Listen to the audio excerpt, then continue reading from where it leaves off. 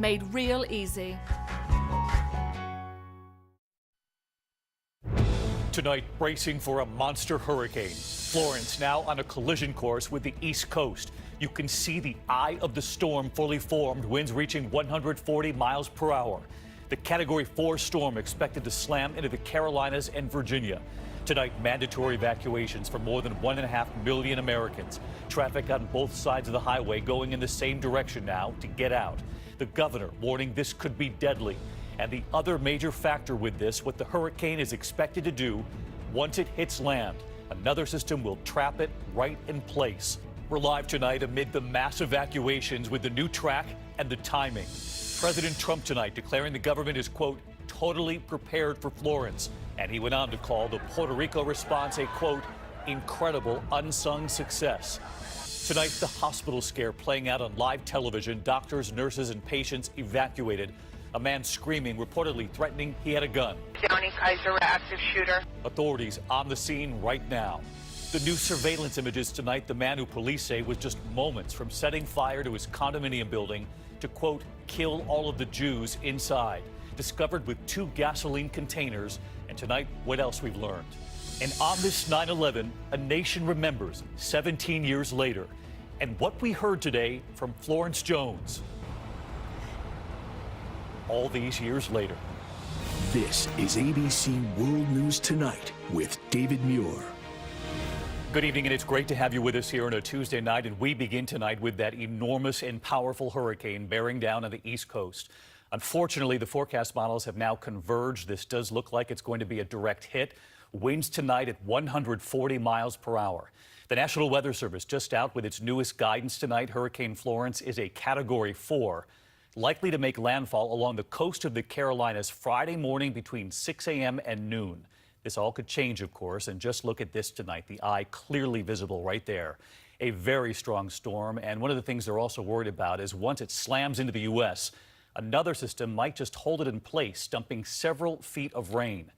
And at this hour, 10 million people in its path. This image says it all. Both sides of the highway there in South Carolina going in the same direction tonight to help people get out. Millions across several states will be affected by this. North Carolina's governor tonight warning this could be deadly. Tonight, the newest track, when it hits, and ABC's Steve Osunsami leading us off. From Charleston to Columbia tonight, and from Myrtle Beach into North Carolina and Virginia, more than 1.5 million people are heading one way, away from danger. Enough clothes for, I'd say, about a week in case we can't come back right away. Jennifer Forte and her son Robbie piled their dog into the car and didn't look back. Her neighborhood floods during storms. They're headed to Greenville. We're on the island. We have to leave. We don't have a choice. It gets really scary out here in storms. Yeah. The Sessoms family is already on the road. We're escaping Hurricane Florence. We live in Wilmington, North Carolina. They were stuck in traffic today on their way to Asheville. Good luck to everybody out there in the path of Hurricane Florence. The eye of the storm is only getting bigger, and hurricane supplies, like bottles of water, are getting smaller. I'm getting it for my sister, my brother, my dad, and my children. The governors of North and South Carolina say their evacuations are mandatory. In South Carolina, they cover most of the coastline. This storm is a monster. It's big and it's vicious. We are in a very deadly and important game of chess with Hurricane Florence. But so many families on the roads tonight are headed to cities like Raleigh, where forecasters worry the storm could stall and bring 35 inches of flooding rains. Get up to Raleigh and get things ready at the house up there because it's not looking so great for there either. Jeff Nichols told us his wife wants to leave, but he wants to stay. It can divide families when some of the family wants to leave and some wants to stay. The Johnsons are having a similar debate. She wants to obey the evacuation order. He's not so sure. You guys haven't really decided? Not as of yet. We're packing like we're leaving, but we're hoping that we get to stay. Before we left, a hurricane alert lit up their phones and may have changed their minds. Is that my sign? No. We need to look at the news. Steve Osunsami with us live tonight in Charleston, South Carolina. And Steve, I know those hurricane alerts coming through on so many phones, theirs included, urging folks to take this seriously because, you know, once it hits, it's then the rain afterward expected to be potentially life-threatening as well. That's right, David, and we can show you what people are so afraid of. Take a look at where we're standing right now. We're at the corner of East Bay and Water Street. And a year ago this time, When Hurricane Irma hit, this is what it looked like. Streets were flooded, cars were underwater, and this wasn't even a direct hit. They don't call this the Low Country, David, for nothing. That's right. That was several hours after Irma made landfall in Florida. Steve, thank you. A powerful reminder of what this will do. And as Steve reported, there is a massive effort tonight to get ready for this hurricane. Families, businesses, and communities are boarding up buildings and racing to get supplies. Hundreds of National Guard troops have been called up to help. Authorities warning the flash flooding and power outages could last days or even weeks. ABC's Gio Benitez in Kitty Hawk, North Carolina tonight. Tonight, a massive effort underway. From Virginia to Maryland to the Carolinas, communities along the coast bracing their towns for Florence. FEMA trucks on the ground in North Carolina delivering supplies. At Low Country Food Bank, workers help pack disaster relief boxes. Teams from local fire departments and the Red Cross are already coming in from Louisiana, Indiana, even North Dakota. The Salvation Army Disaster Recovery Team on the ground. You guys are taking this very seriously, too. Oh, this is extremely serious. We've got a number of volunteers. Actually, we have over 3 million volunteers across the nation that can help us. City officials in Virginia with truckloads of sand for residents to reinforce their homes with. In Dorchester County, South Carolina, Terry Matthews, just one of hundreds bagging dirt to protect their homes. We're right on the Ashley River, so just getting everything ready, bringing everything inside, getting things set up. So many local businesses and families boarding up, trying to shore up what they have before they evacuate. We're trying to get everything taken care of that might lift and might fly, a missile hazard. We're going to tie down everything we can. We're going to secure all of the major entrances to the house. This couple has lived here in the Outer Banks for 22 years. They say they live prepared and are ready. Our shutters are always where they need to, where they're accessible. When a storm starts coming in, we get them out and we put them up to protect the windows. We're wishing for the best for all those families who are getting their homes ready. Gio Benitez with us live tonight from Kitty Hawk, North Carolina. And Gio, you met families there today doing what they can, obviously, to secure their homes. And now they're getting out, worried about those low-lying areas?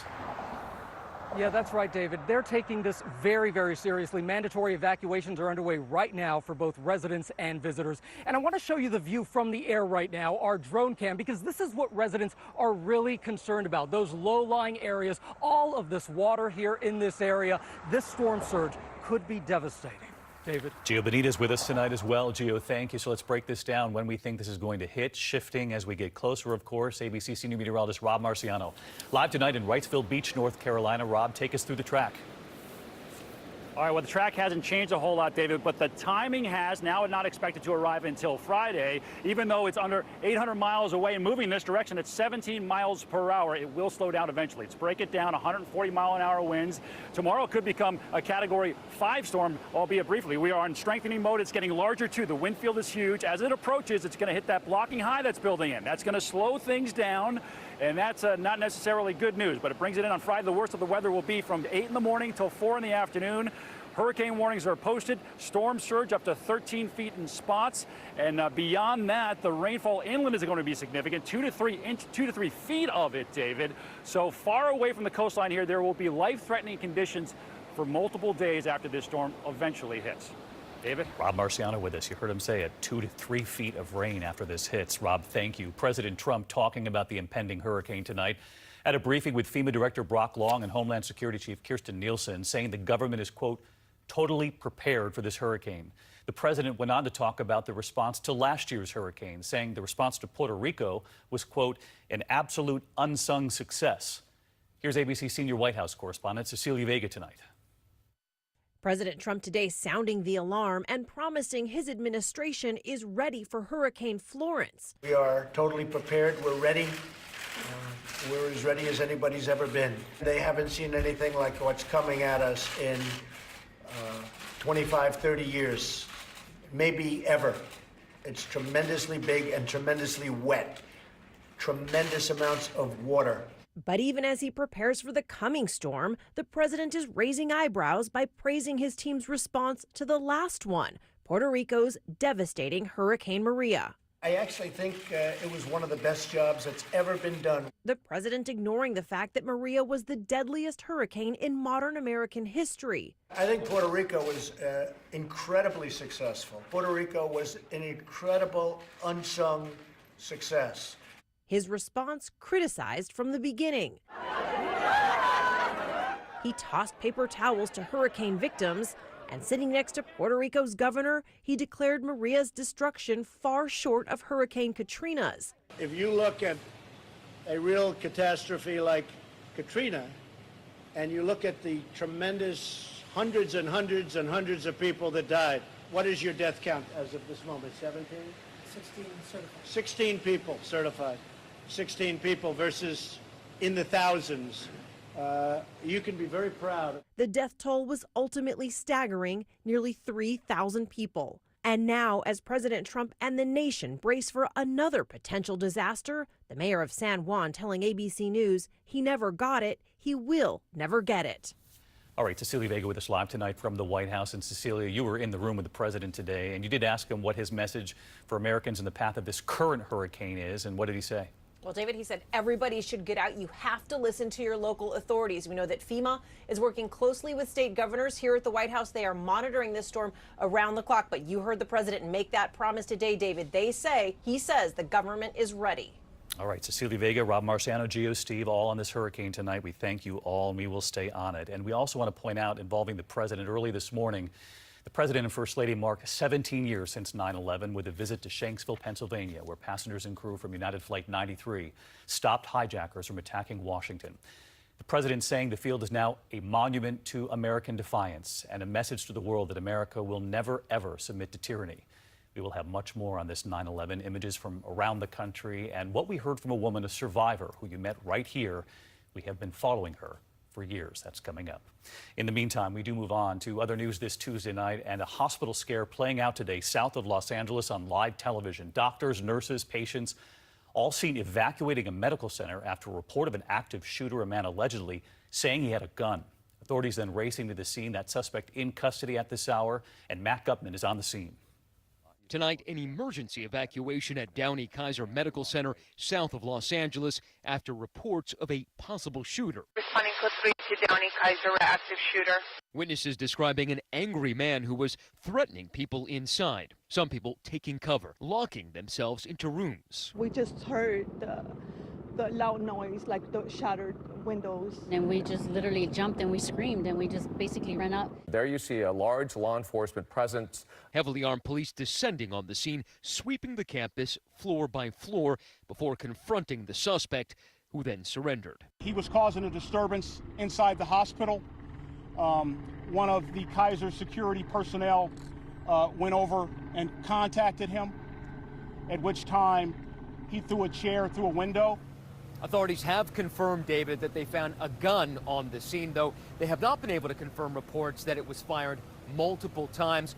We do know, however, that nobody was hurt in that hospital ward behind me. David. Matt Gupman in Downey, California. Thank you, Matt. And next, authorities have released new surveillance video that they say reveals a sinister plot to burn down an apartment building to, quote, kill all the Jews. Cameras show the suspect pushing a cart down the hallway where he lived and then in the elevator with gas canisters in the cart.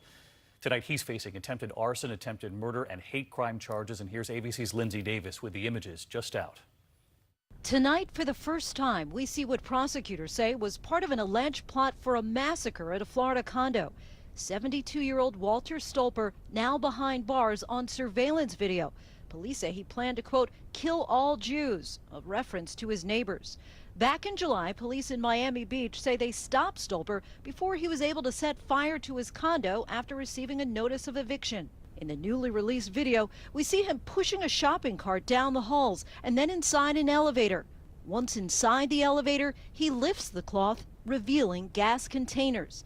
Police located this storage room with 28 additional containers with gasoline, sulfur powder, and potassium nitrate. He had already poured gasoline down 15 floors of this building. Stolper allegedly bought padlocks and planned to place them on fire hoses to prevent the fire department from putting the fire out. But before he could carry out his alleged plan, police were tipped off by this man. He was tired of the association in his building and these Jews in the building, and he was going to do something about it. And he told me that he was going to burn the building. Stolper faces first-degree arson, premeditated murder, and hate crime charges. A judge has ordered a psychological